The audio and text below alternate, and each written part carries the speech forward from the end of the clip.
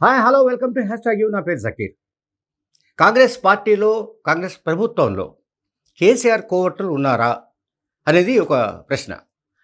దీనికి సంబంధించి ఒక టీవీ ఛానల్లో బీజేపీ నాయకుడు గతంలో కేసీఆర్ హయాంలో తెలంగాణ పబ్లిక్ సర్వీస్ కమిషన్ మెంబర్గా పనిచేసిన విఠల్ చెప్పాడు. విఠల్ ఆరోపించాడు.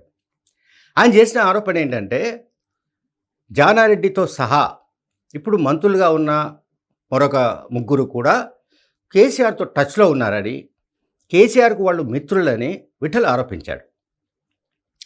ఇది నిజమా కాదా అనేది పక్కన పెడితే కాంగ్రెస్ ప్రభుత్వ నిర్ణయాలు కానీ, కాంగ్రెస్ పార్టీకి సంబంధించిన వ్యూహాలు కానీ ఎప్పటికప్పుడు నిరంతరం కేసీఆర్ ఫామ్ హౌస్కు చేరుతున్నాయి. ఇది కన్ఫర్మ్డ్. అంటే కేసీఆర్ పార్టీ అధికారం లేకపోయినప్పటికీ కూడా గతంలో ఉన్న మైత్రి సంబంధాలను వాళ్ళు కొనసాగిస్తున్నట్టుగా, అట్లాగే కాంగ్రెస్ పార్టీలో ఎవరైతే ప్రముఖులు ఉన్నారో వాళ్లతో గతంలో ఉన్న స్నేహాన్ని ఇంకా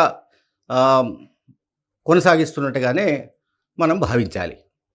సరే, విఠల్ ఏ కాంటెక్స్లో ఈ విషయాలు ఆరోపించినప్పటికీ కేసీఆర్ పార్టీ, ముఖ్యంగా కేసీఆర్ అంటే బీఆర్ఎస్ పార్టీ అధ్యక్షుడు కేసీఆర్ రాజకీయాలకు దూరంగా ఉన్నట్టు మనం కనబడుతున్నా, ఆయన ఫామ్ హౌస్లోనే పరిమితమైనట్టుగా కనబడుతున్నప్పటికీ తెలంగాణ రాజకీయ పరిణామాల్ని ఆయన ఎప్పటికప్పుడు గమనిస్తున్నట్టుగా, ఆయన ఎప్పటికప్పుడు కాంగ్రెస్ కార్యకలాపాలను ఆయన ఎప్పటికప్పుడు వాటిని తెలుసుకుంటున్నట్టుగా విఠల్ చెప్తున్నాడు.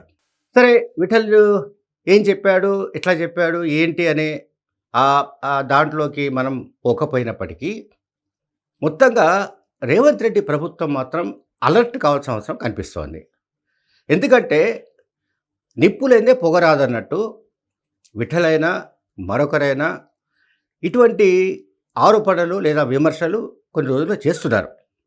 రేవంత్ రెడ్డి ముఖ్యమంత్రి అయిన నాటి నుంచి కూడా ఒకటి, ఆయనకు అదే పార్టీలో ఉన్న కొంతమంది నాయకుల సహకారం లేకపోవడం కావచ్చు, లేకుంటే వాళ్ళు తాము కూడా సీఎం స్థాయి మనుషులమనో, సీఎం స్థాయి కంటే ఎక్కువగా తమకు ఇమేజ్ ఉందనో అనుకునే వాళ్ళు ఉన్నారు.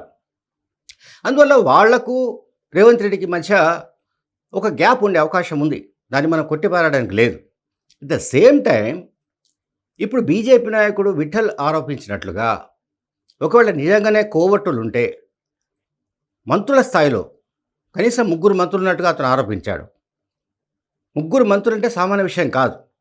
ఒక్క మంత్రి ఉన్నా సరే, లేదా ఒక్క నాయకుడు ఉన్నా సరే, అంటే అధికార పార్టీ ఏం చేయబోతుంది, ఏం చేస్తోంది, అట్లాగే బీఆర్ఎస్ పార్టీ విషయంలో, బీజేపీ విషయంలో ఎటువంటి విధానాలను, ఎటువంటి వైఖరితో ఉంది, ఏ రకంగా ప్రత్యర్థుల పట్ల అధికార పార్టీ, ముఖ్యంగా ముఖ్యమంత్రి రేవంత్ రెడ్డి ఎటువంటి యుద్ధ తంత్రాలను రచిస్తున్నాడు, ఈ విషయాలను కేసీఆర్ ఎప్పటికప్పుడు తెలుసుకుంటున్నాడంటే ఇది సామాన్య విషయం కాదు. అత్యవసరంగా ముఖ్యమంత్రి రేవంత్ రెడ్డి, అలాగే పిసిసి అధ్యక్షుడు మహేష్ కుమార్ గౌడ్, మిగతా నాయకులు కూడా దీనిపై దృష్టి సారించవలసి ఉంది. ఎక్కడ మనము అంటే మన పార్టీలో క్యాబినెట్లో ఎవరు ఇన్ఫార్మర్స్గా ఉండే అవకాశం ఉంది, ఎవరు కోవటులుగా పనిచేస్తున్నారు, కేసీఆర్కు ఎవరు సమాచారం చేరవేస్తున్నారు, ఎందుకు చేరవేస్తున్నారు, వాళ్ళ ఉద్దేశం ఏమిటి? రేవంత్ రెడ్డి ముఖ్యమంత్రి కావడం ఇష్టం లేని వాళ్ళు ఉండొచ్చు, లేదా రేవంత్ రెడ్డి ముఖ్యమంత్రి కావడం తమకు నచ్చకపోవచ్చు, ఆయనంటే గిట్టకపోవచ్చు, రకరకాల కారణాలు ఉండొచ్చు.